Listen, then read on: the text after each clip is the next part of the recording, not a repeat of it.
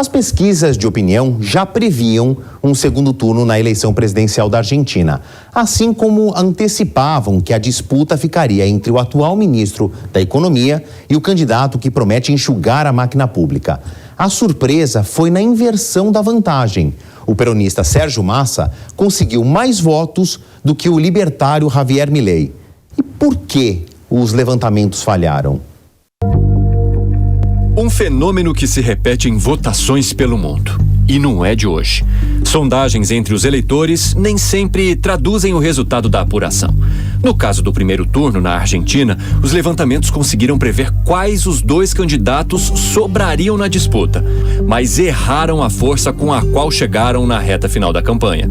Quem ajuda a explicar a diferença entre os dados coletados pelos institutos e a realidade é Eduardo D'Alessio. Ele analisa pesquisas de intenção de voto, tanto que ele tem um instituto dedicado ao tema, o IRO.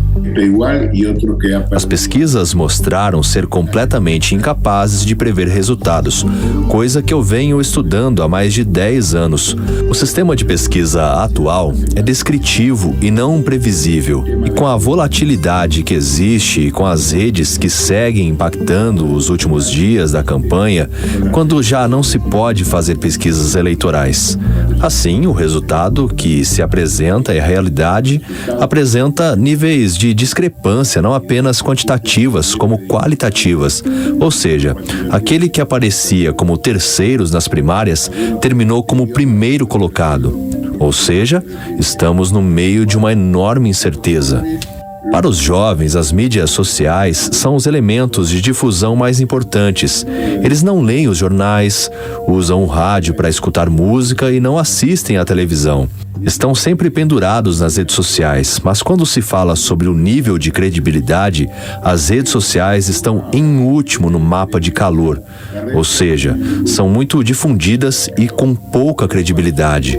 Este conjunto faz com que seja muito difícil prever qual será o real impacto que irão exercer na eleição. Qual vai ser o real impacto final que vão ter, certo? Javier Milei apostou muito em conteúdos que dialogassem com aplicativos populares entre os adolescentes. O candidato sabia que tinha o apoio dos jovens adultos, principalmente os homens, por conta da dificuldade de entrarem no mercado de trabalho devido à crise. Porém, a estratégia não funcionou 100%. A forte propaganda na internet serviu de munição para movimentos feministas que contra-atacaram. Entre as mensagens disseminadas, grupos que defendem políticas igualitárias destacavam promessas de Milei quanto à reversão de direitos que colocaram a Argentina em posição de vanguarda, a exemplo da legalização do aborto em dezembro de 2020. A proposta de eliminar o Ministério da Mulher e a negação de que haja disparidade salarial entre homens e mulheres pesou contra a campanha do movimento A Liberdade Avança. Agora, surpresa mesmo foi a quantidade de votos recebidas por Sérgio Massa. Poucos institutos de pesquisa previram essa virada e muitos não acreditavam que aconteceria. Afinal, estamos falando de um ministro da Economia, enquanto o país registra uma inflação anual na casa dos 130% e cuja pobreza representa 40% da população. E mesmo assim, subiu 15 pontos percentuais com relação às primárias realizadas em agosto. A explicação passa pelo chamado pacote de bondades. Diferentemente do que acontece no Brasil, a legislação eleitoral argentina não obriga um ministro a deixar o cargo para concorrer à presidência. Sérgio Massa autorizou alívios fiscais, concordou com bônus para melhorar a renda dos trabalhadores e mudou a alíquota do imposto de renda para livrar milhares de famílias de recolher a contribuição federal. O resultado foi sentido no bolso da classe trabalhadora, assim como nas urnas, como explica o cientista político argentino Sérgio Morresi. Agora é verdade que a situação econômica continua muito problemática, muito frágil.